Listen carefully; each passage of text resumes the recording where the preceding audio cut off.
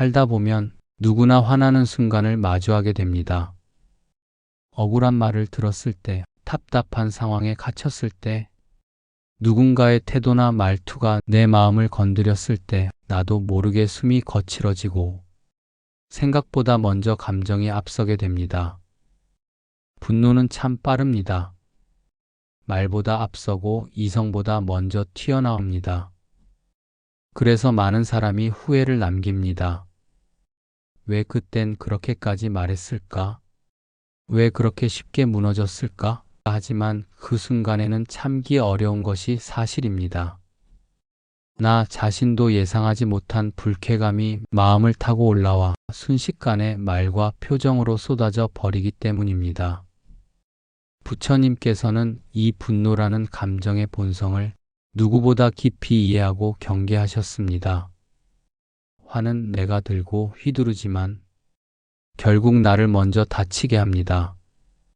상대를 향한 말과 행동보다 더 깊이 나의 내면을 훼손하는 감정이 바로 분노입니다. 그래서 분노를 다룬다는 것은 나를 지키는 일이기도 합니다. 우담바사경에는 한순간 멈춘 숨이 백날의 후회를 막는다고 되어 있습니다.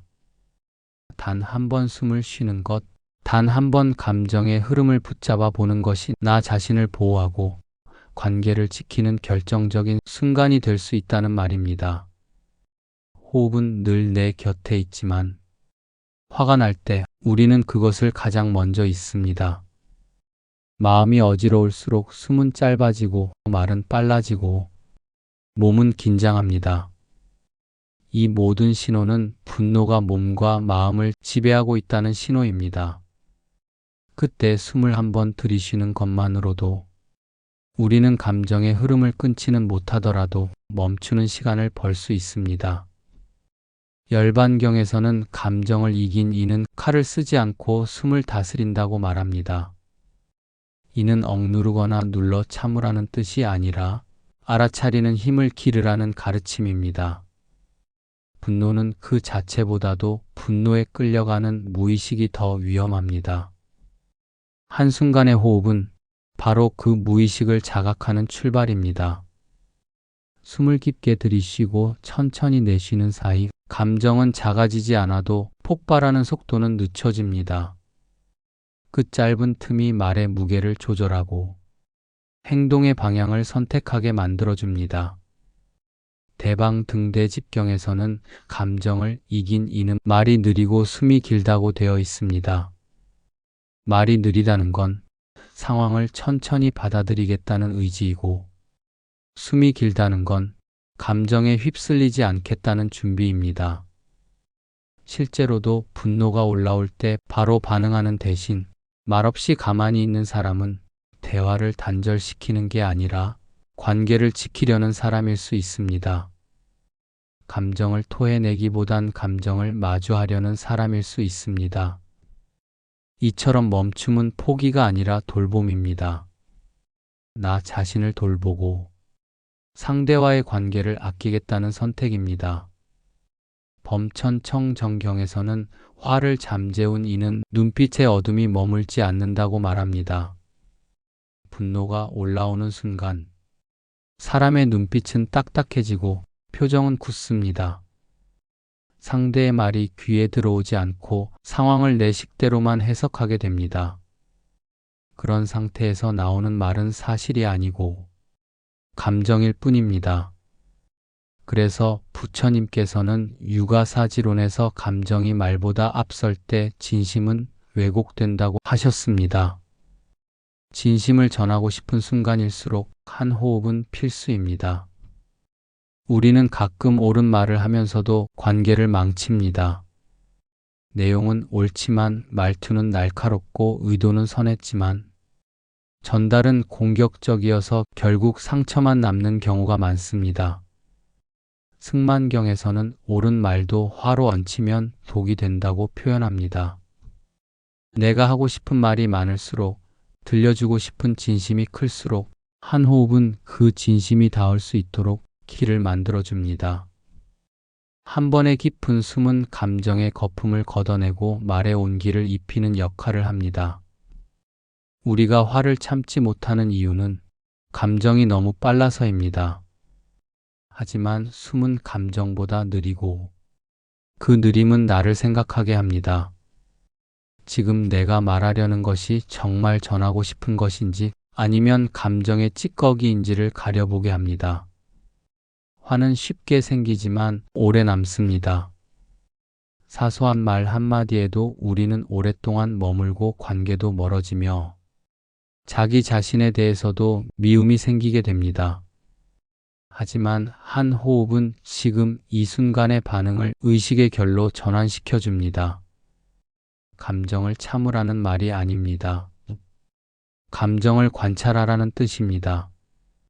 지금 올라오는 이 뜨거움이 어떤 생각에서 비롯되었는지, 어디서부터 증폭되었는지를 바라보는 그 연습이 쌓이면 우리는 더 이상 감정에 끌려다니는 사람이 아니라 감정을 다루는 사람이 될 수 있습니다. 화엄경에서는 자신을 들여다본 자는 분노의 칼날을 녹인다고 되어 있습니다. 밖을 향한 시선을 안으로 돌릴 수 있다면 화는 외부의 탓이 아니라 내 마음의 흐름이라는 사실을 알게 됩니다. 그러면 억울함도 억눌림도 잠시 쉬어가게 됩니다. 우리가 감정의 주인이 되려면 결국 나를 바라보는 힘을 길러야 합니다. 숨을 들이쉬고 내쉬는 그 짧은 순간이 바로 그 힘을 기르는 훈련입니다. 감정을 버리려는 것이 아니라 감정과 함께 머무는 힘을 키우는 것입니다. 멈춘다는 건 멀어지는 것이 아니라 중심으로 돌아오는 길입니다. 말과 행동을 거두고 한순간 나의 내면에 집중할 수 있는 그 사람은 관계에서도 다정하고 삶에서도 단단해집니다. 부처님께서는 모든 감정은 잠시 머무는 손님이라고 하셨습니다. 화도 슬픔도 불안도 결국은 스쳐 지나가는 손님일 뿐이라고 하셨습니다. 그 손님을 너무 빨리 반응하지 않고 조용히 맞이하는 한 호흡이 우리 삶을 지켜주는 작은 문이 됩니다. 화는 없어지지 않습니다. 하지만 그 화에 물들지 않고 살 수는 있습니다. 그리고 그 시작은 단지 한 번의 조용한 숨에서 시작될 수 있습니다. 어느 날 한 직장인이 말했습니다. 자신은 참는 데 익숙한 사람이라고, 모두가 자기를 점잖고 인내심 강하다고 했지만 실은 속으로 쌓인 화가 언제 터질지 몰라 불안했다고 했습니다. 자잘한 말 한마디에도 가슴이 두근거리고 누가 조금만 톤을 높이면 온몸이 경직되었다고 했습니다. 그는 어느 날 회의 중에 후배의 무례한 말투에 평소답지 않게 큰 소리를 내고 말았습니다. 모두가 놀랐고 그는 더 놀랐습니다. 나도 몰랐던 내가 안에 있었다고 말했습니다. 감정을 억누르며 참는 것은 결국 어디선가 터지고야 만다는 사실을 그는 그날 처음 알았다고 했습니다. 이후 그는 달라지기 시작했습니다. 그 변화의 시작은 단 하나였습니다. 화가 올라올 때마다 단 한 번 숨을 깊이 들이쉬는 습관을 들이기 시작한 것입니다. 처음엔 어색했습니다. 심지어 숨을 쉬는 것 자체가 마음처럼 되지 않았다고 말했습니다. 그럴 때는 억지로라도 천천히 숫자를 세며 호흡하는 연습을 했다고 합니다. 처음엔 둘, 셋 정도였던 그 호흡이 어느새 다섯, 여섯으로 길어졌고 어느 순간부턴가 말이 빨라지기 전에 숨을 먼저 쉬고 있는 자신을 발견했다고 했습니다. 그는 말합니다. 그 단 한 번의 숨이 나를 바꿨다고. 화가 사라지지는 않았지만 그 화가 나를 대신 말하지 않게 되었고 내 말의 톤과 단어들이 달라지게 되었다고. 내가 화를 내지 않겠다고 결심한 것이 아니라 숨이 먼저 감정을 붙잡아 주었다고 그는 말했습니다. 이처럼 한 호흡은 생각보다 강력한 변화의 출발점입니다. 감정을 없애는 것이 아니라 감정을 다르게 바라보는 틈을 만들어주는 것, 그것이 호흡의 힘입니다. 또 다른 사람은 가족과의 갈등 속에서 자주 화를 참지 못해 후회하는 일이 많았습니다. 특히 부모님의 말을 들을 때면 자신도 모르게 어린 시절의 기억이 떠올라 뾰족한 말이 튀어나오곤 했습니다. 이해해야지 참아야지 수없이 다짐했지만 그때마다 실패했고 그럴수록 자기 자신을 더 미워하게 되었다고 합니다. 그러다 그는 아주 단순한 습관을 들이기 시작했습니다. 누군가가 말을 할 때 눈을 피하지 않고 숨을 천천히 들이쉬는 것, 상대가 말을 다 마칠 때까지 자신의 반응을 잠시 유보하는 것, 그것뿐이었습니다. 하지만 그 작은 실천이 반복되면서 그는 놀라운 경험을 하게 됩니다. 그 순간 자신이 하고 싶던 말이 사실은 감정의 반응일 뿐, 본심은 아니라는 걸 알아차리게 된 것입니다. 마음 깊은 곳에선 싸우고 싶지 않았고, 상처 주고 싶지도 않았다는 걸 숨을 쉬는 순간에 비로소 인식할 수 있었던 것입니다. 그는 말했습니다. 내가 숨을 쉬기 시작한 순간부터 내 말도 달라졌고, 그 말이 달라지자 관계도 조금씩 변하기 시작했다고. 우리가 누군가와 다투는 건 그 사람 때문이 아니라 내 감정을 몰랐기 때문이라는 걸 그제야 깨달았다고 그는 고백했습니다. 이런 일은 생각보다 흔합니다. 우리는 화가 난다고 생각하지만 사실은 억울했던 것이고 무시당했다고 느꼈던 것이며 때로는 지쳐 있었던 것일 뿐입니다. 그런데 그 복잡한 감정들이 모두 화라는 이름으로 폭발하게 되는 것입니다. 숨을 쉬는 그 순간은 그 감정들이 어디서 비롯된 것인지 한 겹씩 들여다보게 해줍니다. 그리고 그 과정을 통해 우리는 더 이상 화가 난 사람이 아니라 마음을 들여다보는 사람이 됩니다. 분노라는 감정은 결코 사라지지 않습니다. 그것은 삶의 일부입니다. 다만 그 분노의 말을 맡기지 않는 연습은 가능합니다. 그리고 그 시작은 반드시 호흡입니다. 호흡은 감정보다 먼저 내게 와 있습니다. 어떤 말도 어떤 생각도 숨보다 앞서지 않습니다. 숨은 늘 내 안에서 흐르고 있고 그 흐름을 자각하는 순간부터 감정은 중심을 잃습니다. 감정은 중심을 잃을 때 자연스럽게 힘을 잃습니다. 그래서 숨은 단지 생존의 도구가 아니라 삶의 리듬을 되찾는 안내자입니다. 누군가는 말합니다. 숨 한 번 쉰다고 뭐가 달라지냐고 하지만 숨 한 번조차도 못 쉰 채 말을 뱉는 순간의 결과를 겪어본 사람은 그 말이 얼마나 중요한지를 압니다. 말 한마디로 관계는 멀어지고 때로는 돌아오지 못할 상처를 남기기도 합니다. 그 한마디를 멈추게 해주는 유일한 방법이 바로 숨입니다. 숨은 가장 가볍고도 가장 무거운 것입니다. 가볍게 할 수 있는 것이지만 그것이 만들어내는 변화는 생각보다 깊고 큽니다. 하루에 단 몇 번이라도 화가 올라오는 순간 숨을 쉬는 연습을 해보는 것, 그 자체가 삶의 흐름을 바꾸는 첫 걸음입니다. 숨을 쉰다는 것은 이 순간을 다시 바라보겠다는 다짐이며 지금 내가 감정에 휘둘리지 않겠다는 선언입니다. 말하지 않고도 나를 지키는 방법, 말하지 않아도 상대를 존중하는 방법, 그 모든 시작점이 호흡에 있습니다. 감정은 이해받지 못하면 더 거세지고 억누르면 더 커지며 무시하면 더 깊이 남습니다. 그러나 숨은 그 감정을 억누르지 않고도 품어줄 수 있는 공간을 만듭니다. 숨을 쉰다는 건 나를 이해하고자 하는 시작이며 나의 마음을 다시 듣는 연습입니다. 화가 난다고 해서 내가 나쁜 사람은 아니고 화를 참지 못했다고 해서 내가 실패한 것도 아닙니다. 하지만 그 감정에 지배당하지 않기 위한 아주 작고도 구체적인 선택, 숨 한 번 멈추는 그 짧은 행위가 내 삶을 지키는 가장 현실적인 방법입니다. 그리고 그 습관은 누구나 가질 수 있습니다. 어떤 지식도 기술도 필요 없습니다. 단지 내 마음이 올라오는 순간을 놓치지 않고 바라보는 마음. 그리고 그 순간 숨을 고를 줄 아는 여유. 그것이 화를 이기기 위한 유일하고도 깊은 길입니다.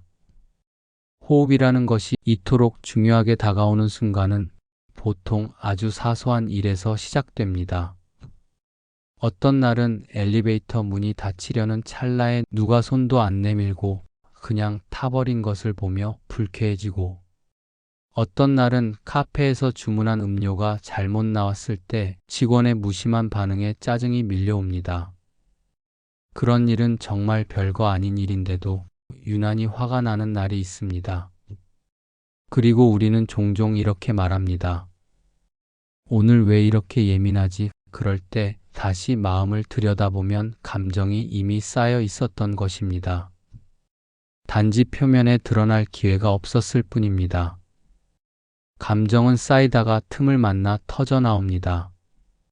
그래서 어떤 날은 가족의 말 한마디, 친구의 표정 하나에도 쉽게 상처받고 쉽게 공격하게 됩니다. 하지만 그 순간을 다르게 바라볼 수 있는 아주 작은 기회가 바로 호흡입니다.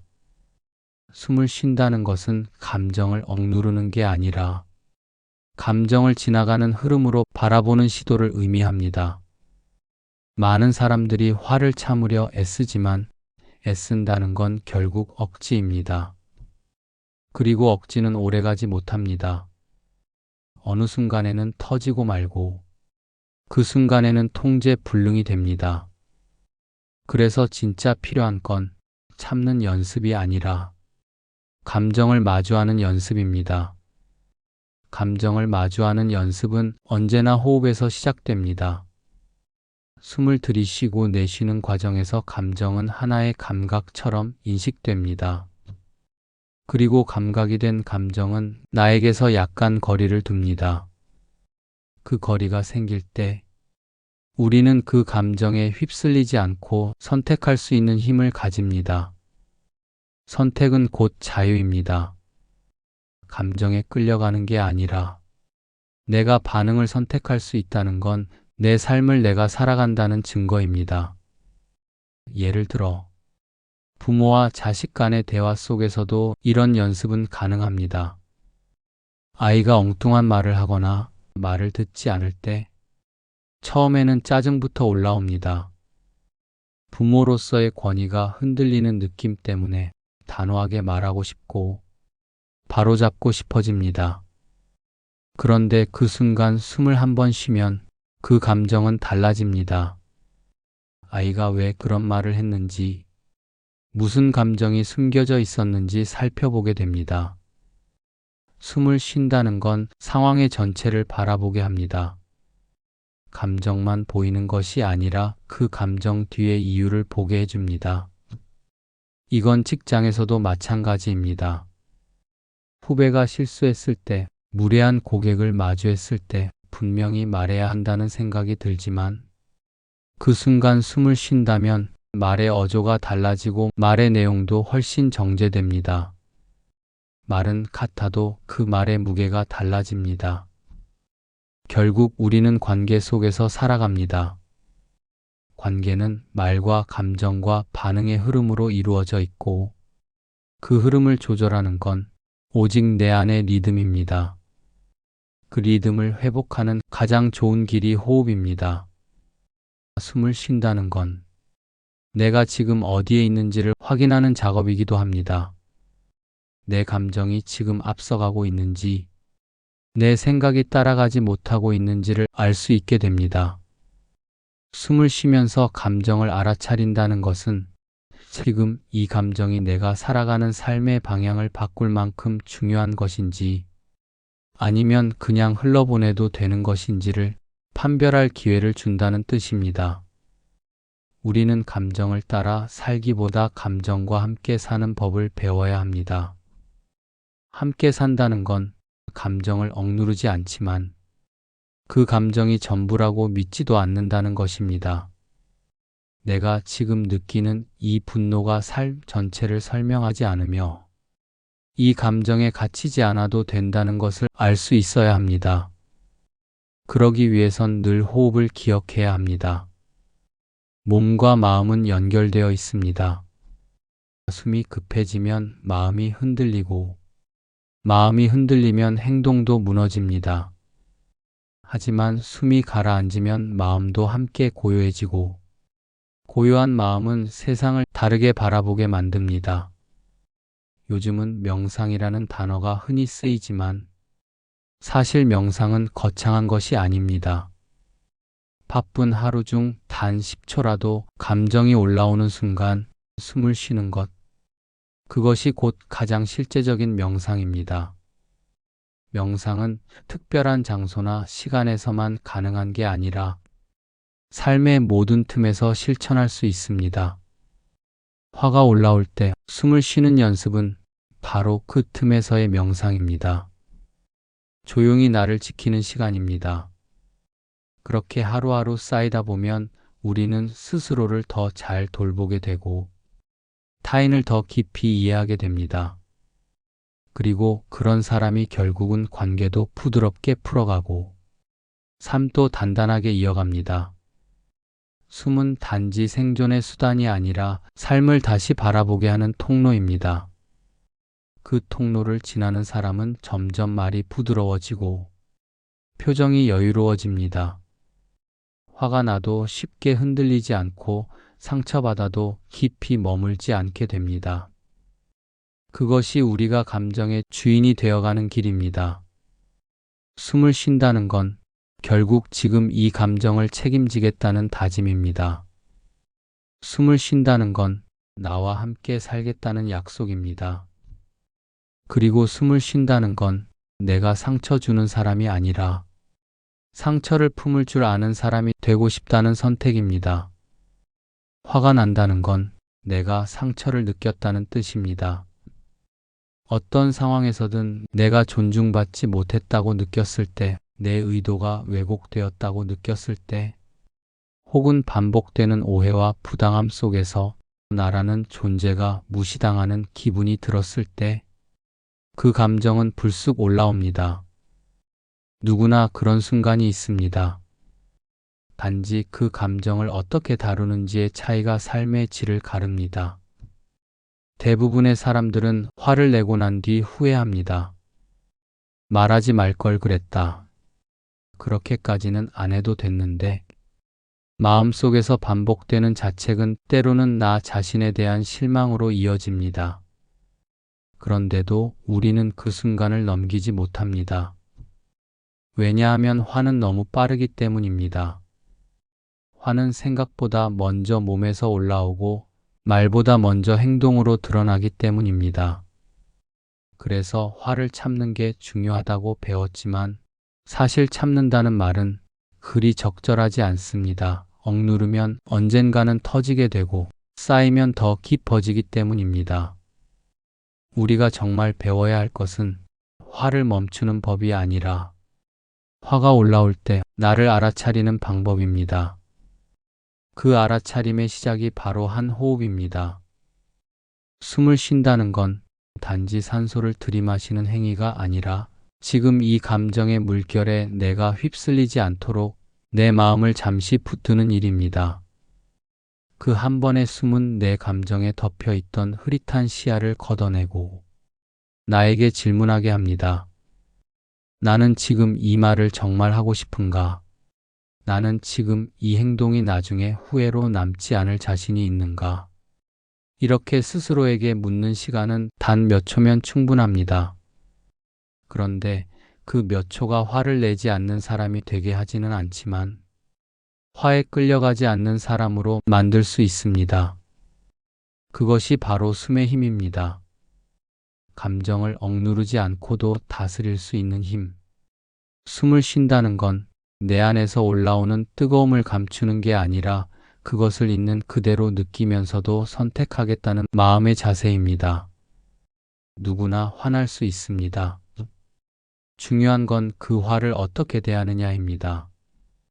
억누르면 폭발하고 내보내면 상처가 됩니다.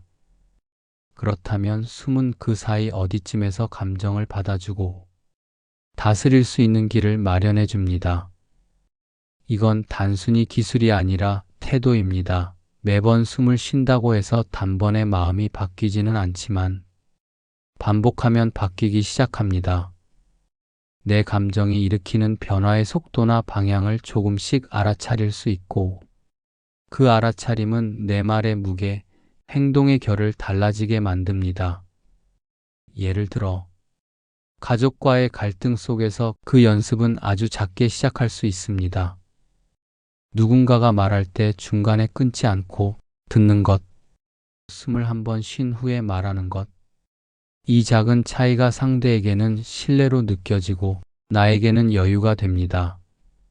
또 직장에서 실수를 지적받았을 때 감정적으로 반응하지 않고 숨을 쉰 뒤 천천히 상황을 정리해 말할 수 있다면 상대와의 관계는 덜 상처받고 더 오래 유지될 수 있습니다.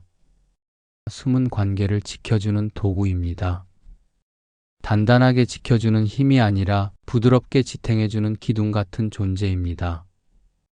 우리는 화를 잘 내는 사람이 아닌 화가 나도 관계를 지킬 수 있는 사람이 되어야 합니다. 숨이 그 길을 가능하게 합니다. 숨을 쉬면 내 말이 늦어지고 말이 늦어지면 감정의 경로가 바뀝니다. 그 사이가 바로 내 인생의 질서를 회복하는 시간입니다. 삶은 감정으로만 구성되지 않습니다. 감정 위에 판단이 있고 그 판단 위에 선택이 있습니다. 숨은 그 세 가지를 연결해주는 짧은 다리입니다. 그래서 누군가는 말합니다. 숨을 쉬는 법을 배운 이후로 나는 내 말에 덜 후회하게 되었다고. 나의 표정이 이전보다 부드러워졌다고. 그리고 사람들과의 거리가 예전보다 가까워졌다고. 숨을 쉰다는 것은 단지 나를 지키는 일이 아니라 나와 연결된 사람들까지 함께 품어주는 일이라는 것을 우리는 점점 알게 됩니다.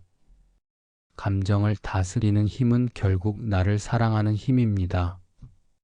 내가 나를 소중히 여길수록 감정을 막무가내로 흘려보내지 않게 됩니다. 숨을 쉰다는 건 내가 나에게 주는 존중입니다. 그리고 그 존중이 쌓이면 삶은 더 단단해지고 더 따뜻해집니다. 분노를 피하려 하지 말고 분노 속에서 나를 만나야 합니다. 그래야 우리는 감정을 억누르지 않고도 다스릴 수 있습니다.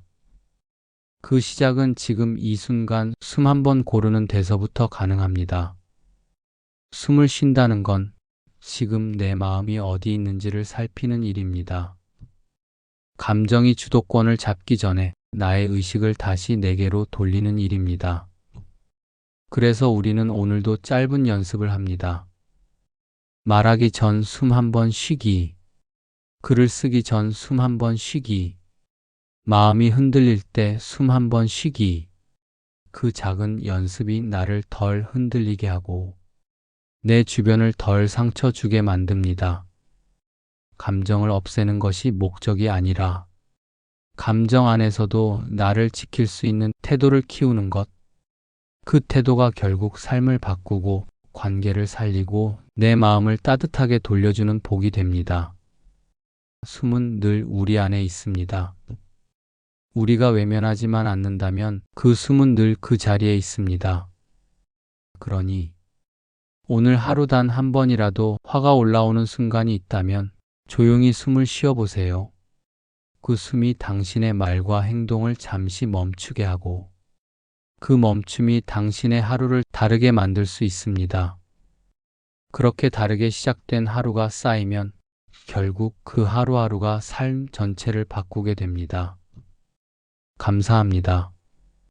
어느 40대였습니다.